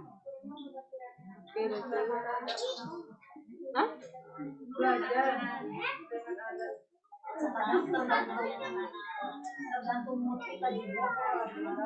Kalau kita moodnya lagi happy, anak itu kadang sama. Ya. Jadi kadang kita ada masalah sama suami, pelariannya kemana? Nah, ini nih pertanyaan ya. Itulah kenapa sekarang saya geraknya di terapi emosi negatif. Jadi di internet nanti bisa buka channel saya. DR Zule ada teknik mengatasi emosi negatif, teknik SAFE. Jadi kalau lagi marah, boleh di tekniknya dikerjakan itu aja. Jadi itu tuh dalam sekitar 10 menit marahnya bisa reda. Di situ ada teknik SAFE-nya, ada contoh-contoh prakteknya, ada dokumentasi terapi SAFE bersama Dr. Zule, bisa dibuka. Coba praktekin sendiri. Karena semua ada ilmunya. Buka YouTube saya, terus DR Zule aja cari. Ya, buka YouTube saya, DR Zule, nanti cari teknik SAFE, SEFT tulisannya. Teknik SAFE, Z Zule, DR Zule. Ada Bu? Ini saya bukain dulu kalau enggak. Nanti share ini.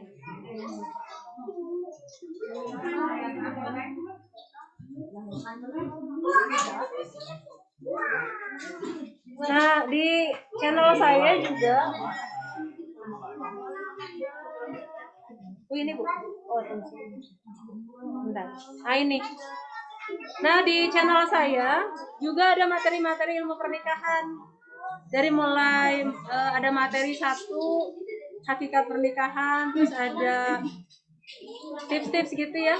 Ada bagaimana mengatasi kecewa ke pasangan, ada tentang ekonomi dan lain-lain. Itu nanti ada materi tentang pernikahan, ada materi tentang mengatasi emosi negatif, ada edukasi yang lain, ada macam-macam di situ. Silahkan bisa dibuka-buka ya.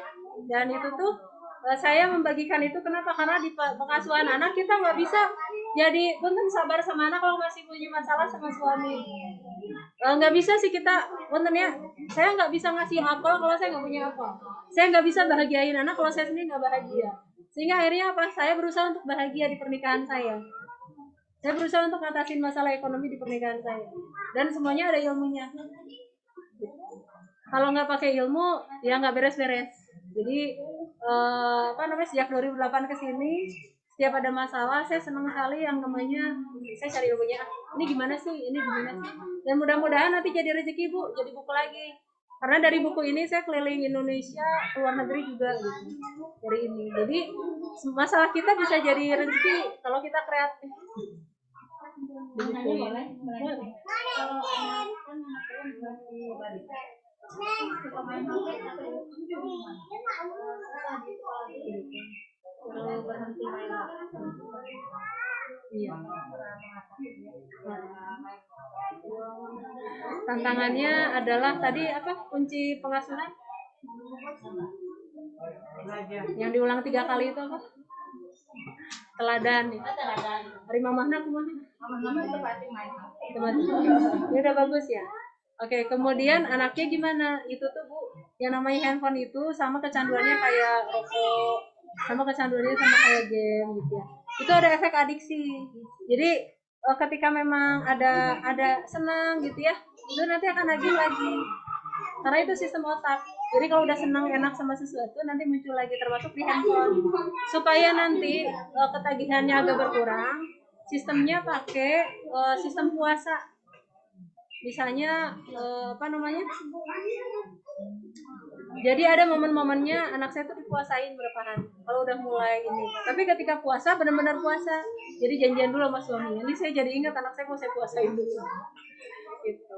Tapi kemudian apa namanya? Atau pengawasan yang ketat. Misalnya apa? Kalau anak saya boleh lihat tapi kisah Islami.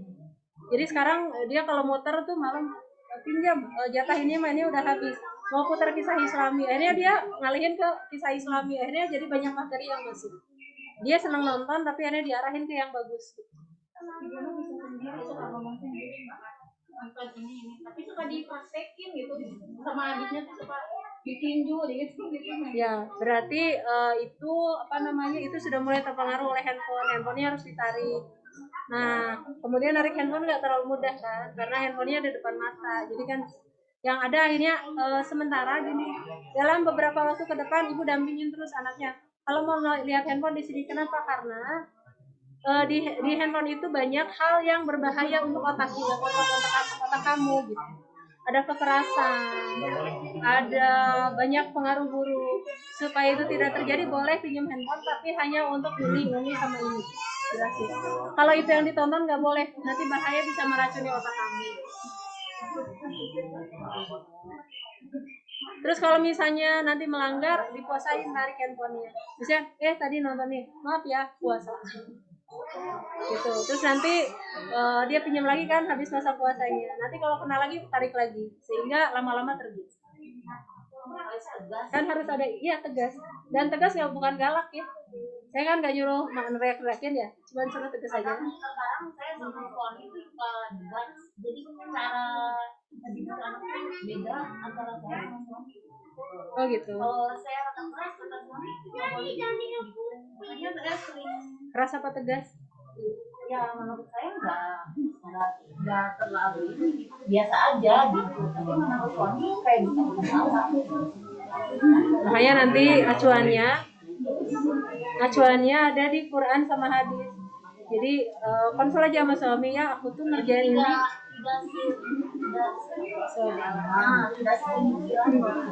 Mungkin kan kadang yakin dari keluarga yang beda, cara. Iya. Nah, ibu-ibu satu lagi ya. Ini ceritanya nyamain persepsi kita sama suami. Sama juga untuk akhirnya bisa selaras sama suami, itu tekniknya koneksi dulu. Koneksi baru koreksi sama. Jadi koneksinya udah bagus belum? 5 bahasa cintanya udah bagus belum? Saya di internet bagiin tuh 5 bahasa cinta ke pasangan. Disimak. Materi 3. Terus ada tips rumus pernikahan bahagia di materi 2, materi 3-nya rumus bahasa cinta. Karena kita nggak bisa banyak masukan ke suami kalau bahasa cintanya belum kelar. Jarang ngobrol berdua gitu kayaknya. Maksudnya jadi dianggap kayak gitu nggak usah diobrolin gitu. Jadi suami tuh ya nggak bisa. Nanti kalau udah dekat baru boleh. Kalau belum dekat mah kalau jadi anak-anak tuh urusan ibu gitu, dia ngomongnya gitu. Nanti kalau udah bahasa cintanya udah bagus, koneknya. Jadi gini deh, saya berproses untuk membuat suami saya gabung sama saya di parenting itu. Mulainya itu 2008 saya belajar. Saya sama suami kira-kira nyambungnya di 2019. Mulainya 2010 udah mulai megang anak sedikit ya, ada lumayan konek. 2019 baru oke, kita rada sejalan. Berapa tahun tuh? Lama ya? 2 sampai 11 tahun. Dengan apa? Dengan ilmu. Dan saya coba ilmu-ilmu saya tuh saya bagiin di channel saya. Silahkan baca-baca. Kalau mau mengubah suami, ajak suami untuk A, B, C. Salah satu yang kuncinya adalah 5 bahasa cinta. 5 bahasa cinta salah satunya pelayanan. Saya sampai di situ sampai ngajarin tips hubungan suami istri yang benar tuh seperti apa. Kenapa? Karena itu salah satu kuncinya untuk suami bisa connect ke kita.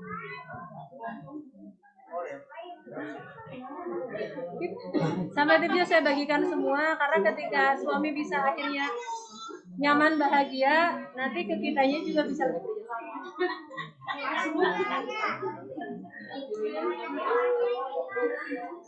Ramai ya jadi kemana-mana. Ya kira-kira begitu Bu. Jadi kalau tentang suami, jawaban saya dari materi-materi pernikahan saya. Silahkan ikuti dari materi 1, 2, 3, 4, 5 sampai seterusnya. Ini saya lagi mau masuk materi ke-12, lagi mau syuting sama si Aan di bagian video saya. Dia yang edit-ngeditnya. Jadi saya pengen bagikan apa yang dulu pernah saya kerjakan supaya terungsi. Kenapa gini, kenapa susah gini ya. Kalau ilmunya kurang pas, jadi lama Bu. Tapi kalau ilmunya tahu, sederhana. Yang pasti nggak bisa instan ya Bu ya, saya juga berproses. Tapi dengan ilmu yang benar, saya rasanya lebih cepat. Dari awal pernikahan memang kurang klop gitu pikirannya, visi-misinya kayaknya emang nggak sama. Nggak masalah, nanti mulai dipraktekkan aja. Dalam semua hal, dalam agama, Oh, anak. gini ya, Bu. Ini suami ibu laki-laki apa perempuan? Laki-laki kan ya? Beda nggak sama perempuan? Ngomongnya banyakan mana? Banyakan saya. Ya iya, karena memang otak perempuan bikin banyak ngomong dibanding pria. Tapi nggak didengerin, memang dia ngomongnya hal-hal sepele kayak gini tuh nggak usah dibahas. Ya. Atasin sendiri. Bedanya pria sama wanita, kalau wanita itu pikirnya rumit, liar gitu. Kalau pria itu di kotak-kotak. Ya, itu normalnya begitu. Begitu pria. Ibu nikahnya sama perempuan apa laki-laki?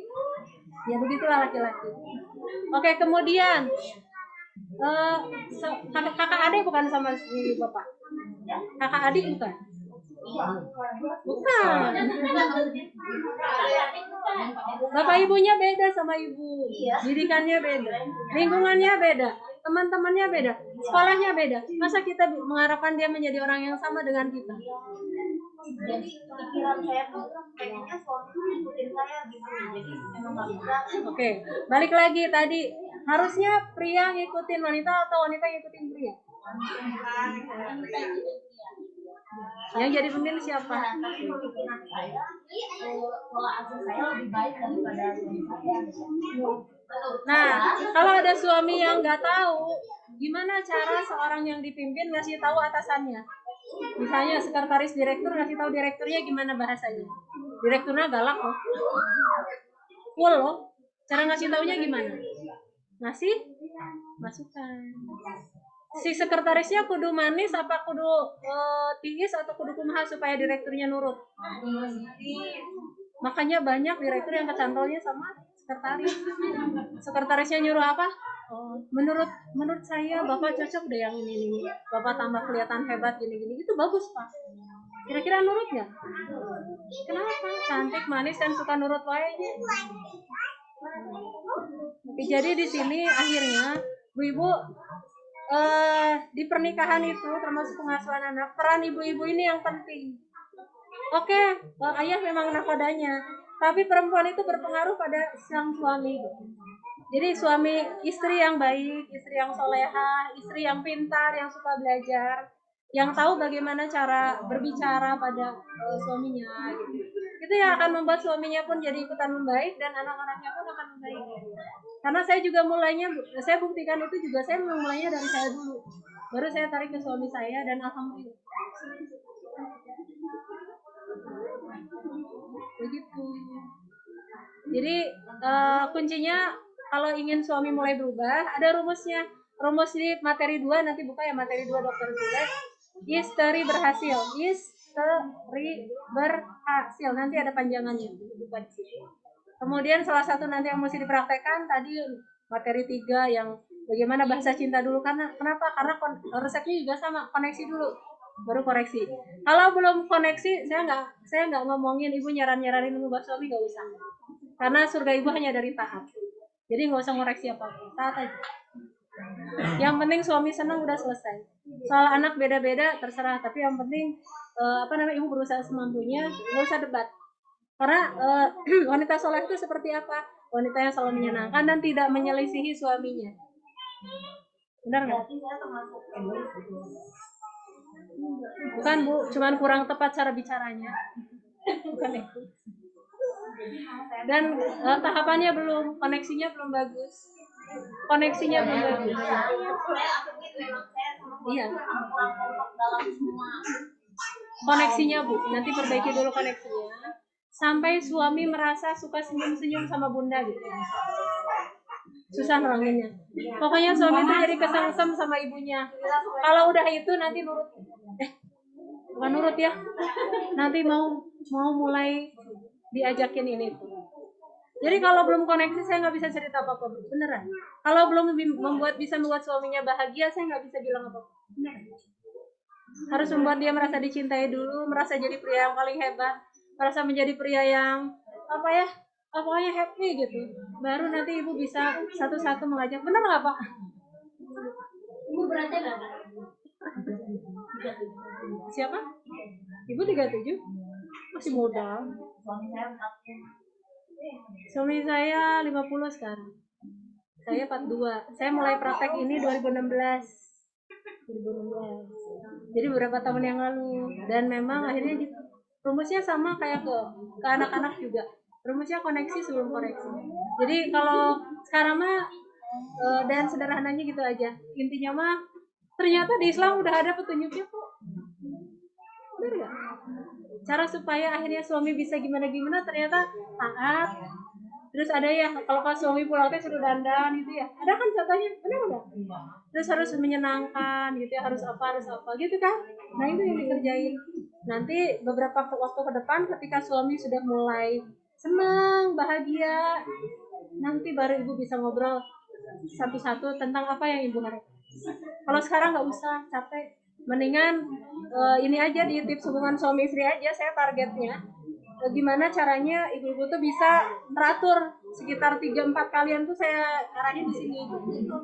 Karena itu sumber suaminya bisa merasa lebih nyaman. Saya belum bahas ke sana ya. Nanti dibacanya di sini. Nanti rame lagi soalnya. Kalau didatangkan suaminya. Agak susah Bu. Tapi yang ada adalah YouTube. Sekarang mah gini deh, kuncinya pasangan kita berubah kalau kita berubah, itu aja. Mengubah orang itu susah, nggak usah ngubah orang, ubah diri sendiri aja. Ya, ngubah orang itu susah, ubah diri sendiri aja. Cukup itu aja ya. Cukup aja ya. Mungkin karena udah terbatas waktu juga mendekati 100 gitu ya. Sebelum diakhiri mungkin kami dari selaku penyelenggara mau ada sedikit pemberian. Isi ketutup, silakan tutup saya. Enggak, masih nyala kan? Ya, oke. Ada. Dari ketua acara katanya mau ada pemberian sertifikat buat boleh sebagai pembicara, boleh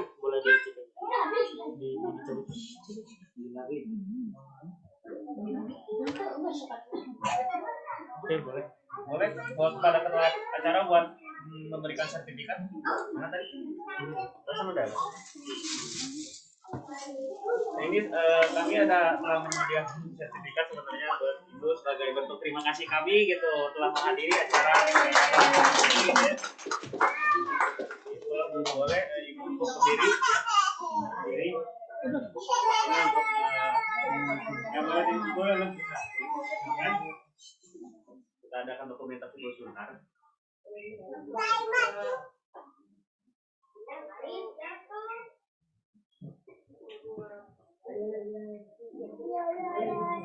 Boleh diterima ya Bu ya. Karena sudah terlalu dekat menuju azan zuhur. Oh iya, juga ada sedikit hadiah juga dari kami gitu ya. Ya, teman-teman ini lumayan lah ya. Segera difoto yuk mah tuh. Aduh, yo. Malu Pak. Poek nama malu. Yo.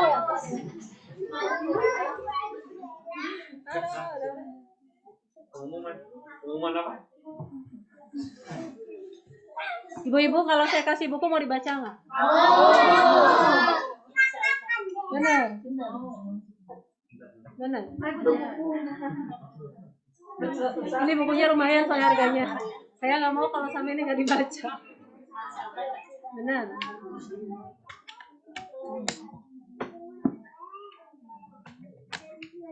Ini saya kasihnya 2, 1 buat bapak-bapak nanti. Tahu gilir atau Bu? Tahu. Siapa yang mau giliran pertama? Tahu bapak nanti.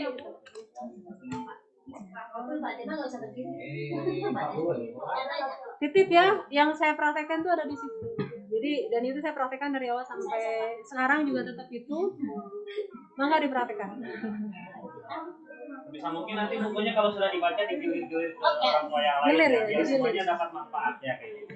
Nah, tapi sebelum benar-benar diakhiri katanya kami dari tim Panitia mau ada dokumentasi dulu ya. Gitu. Jadi mungkin gimana soalnya dokumentasi mau foto di mana gimana? Di arah sini aja.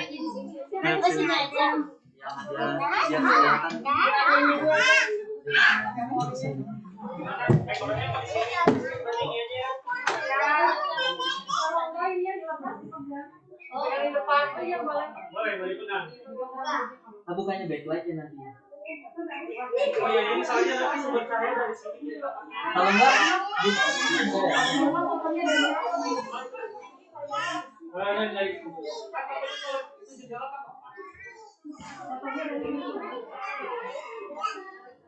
Dari boleh. Pasti. Oh, ada komen. ngambil fotonya dari situ. Jadi ngambilnya Iya, yang ininya dicabut.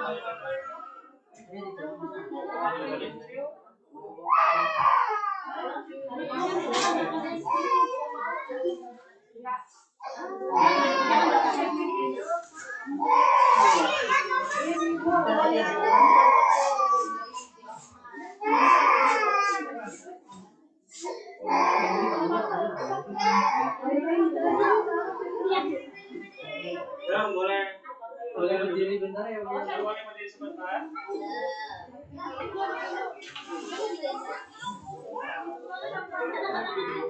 Kamu di sini Sebagian Hampir. Cepat aja. di depan. Bapaknya di mana? Oh, itu di belakang. Di atas gitu ya.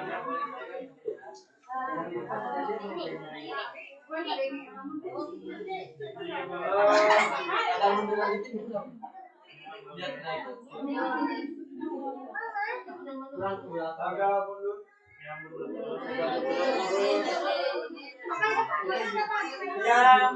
Yang kelihatannya tinggi boleh ditukar sama yang sama yang kurang tinggi. Yang kurang tinggi boleh di depan. Yang pendek di depan. Panitia boleh mau ikutan di depan. Kita di bawah aja.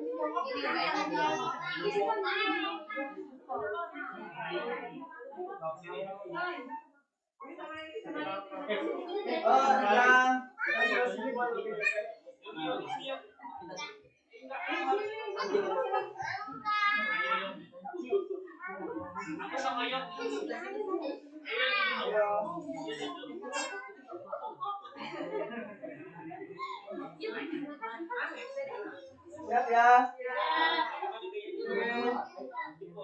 Satu, gaya formal dulu ya. Satu, dua, tiga. Pak, boleh apa? Lihat kamera ya, ke sini ya. Satu, dua, tiga. Gaya bebas ya. bebas gimana mau samain gimana? Ini enggak kelihatan. Apa Ya kita di ujung-ujung aja. Adrian di ujung-ujung. Kita di ujung. Adrian sonoan. Biar punya biar. Gak apa-apa mending dimasukin. Iya di soalnya kalau ini baik dalam. Gak apa-apa di depan.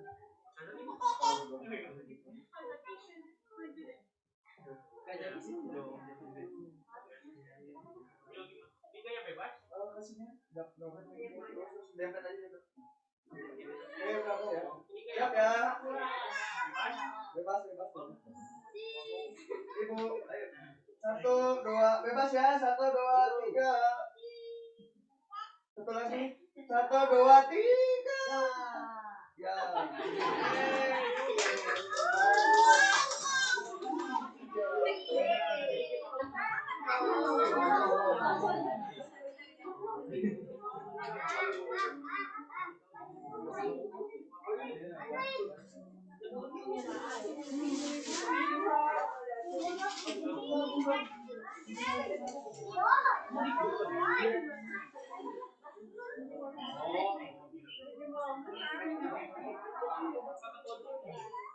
Ibu-ibu sebentar perhatiannya dulu. Jadi kegiatan kami ini sebenarnya nggak berhenti sampai sini. Jadi minggu depan bakal ada kegiatan lagi. Nah, untuk anak-anak coba lebih dibuka buat anak-anaknya gitu.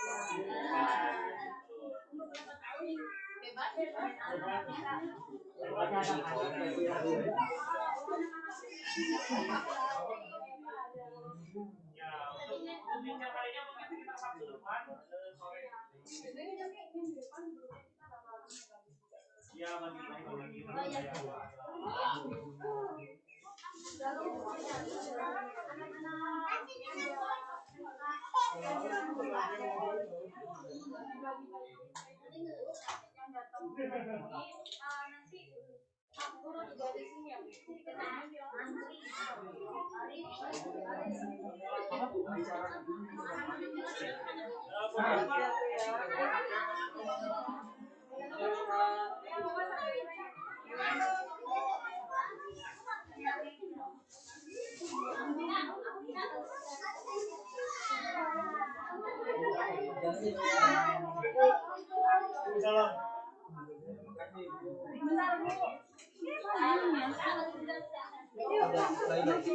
Ibu-ibunya dulu aja.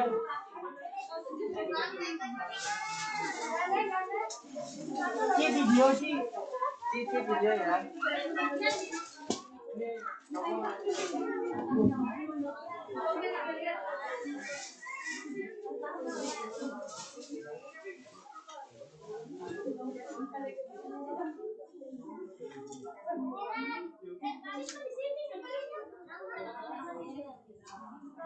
Anak-anak nanti di akhir ya. Anak-anak nanti ada bagian di belakang.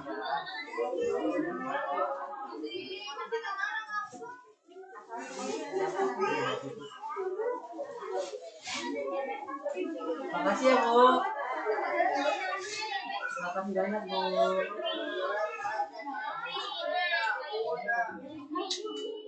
Sama-sama Bu.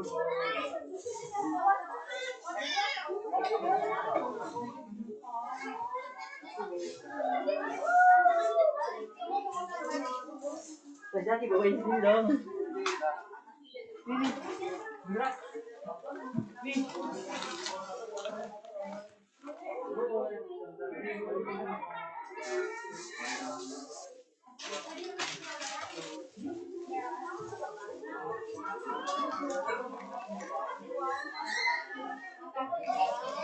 Makasih Bu.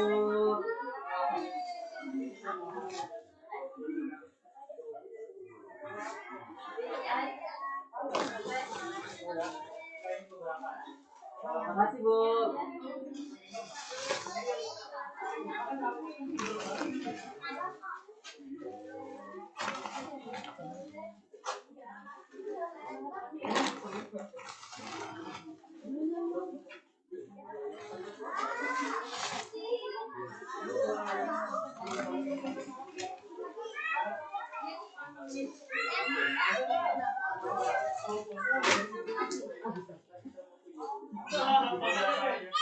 Bentar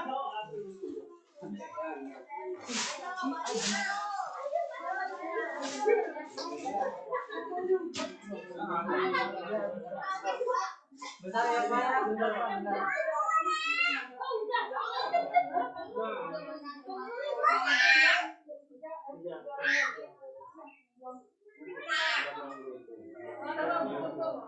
Enggak Pak, enggak Pak. Pas dia, pas si Mary. Si Mary. Kan bagian apa ya? Ada berapa orang Bang? Ada Pak, udah disiapin Pak.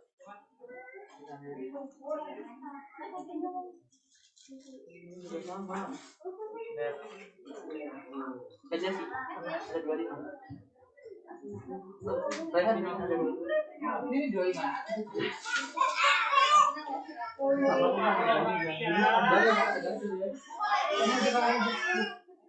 Jangan kalah sama BP aja rapi kalau tapi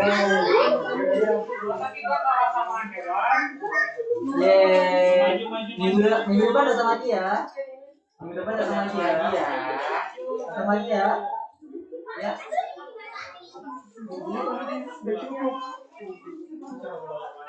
Iya. Minggu depan datang lagi ya. Awas udah datang ya. Awas udah datang. Jangan teriak-teriak. Datang lagi ya.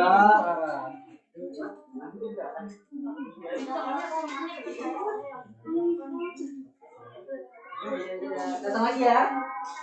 Bakal ada Lancarnya lagi nih kayaknya tuh.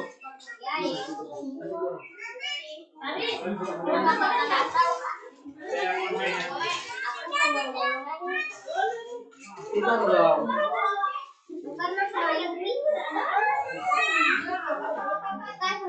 Tunggu ditanya Yupi juga dapat.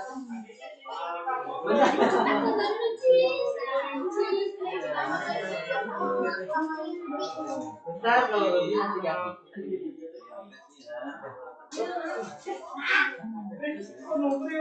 Dia tuker. Dia punya belum ya? Dia punya hak veto. Jadi nanti.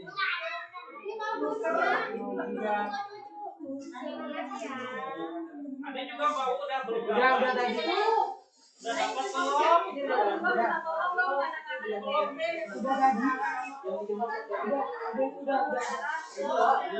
belum? Udah tadi ya? Udah tadi aku yang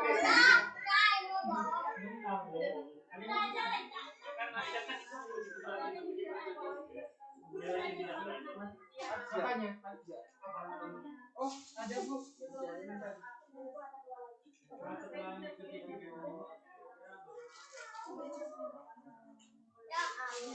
Udah kamu jangan. Udah habis enggak ada.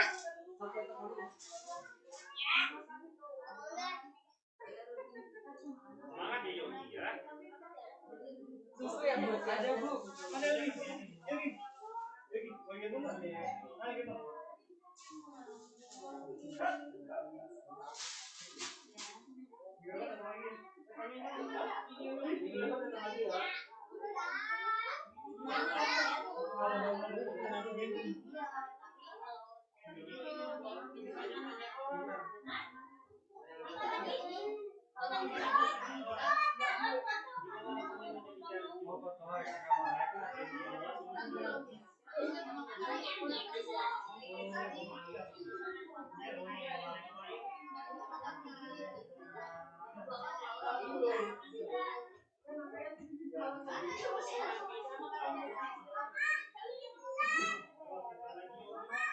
Makasih ya Bu ya.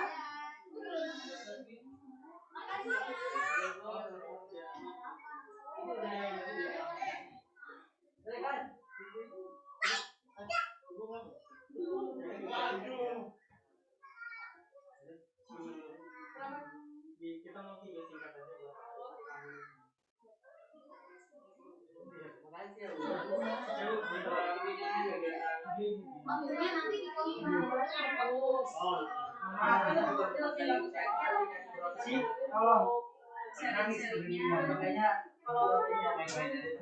Kalau nangis makanya bukan.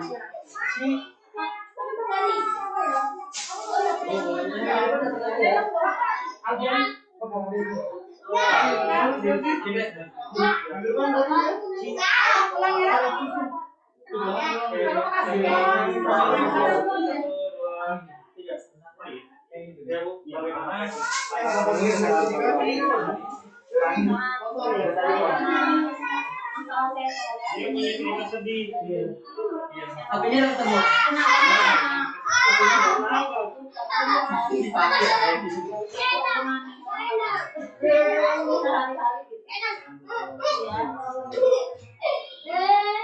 Masih oke.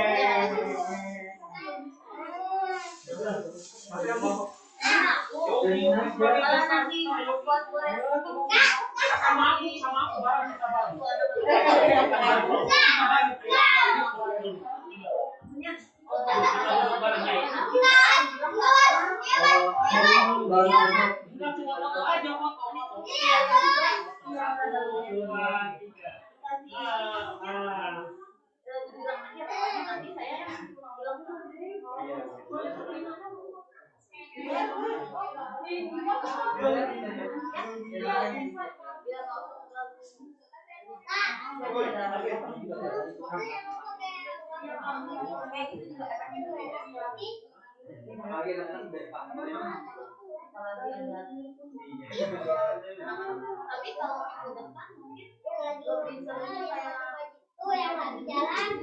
Oh, bulan puasa. Kalau depan nih kalau udah lewat puasa ya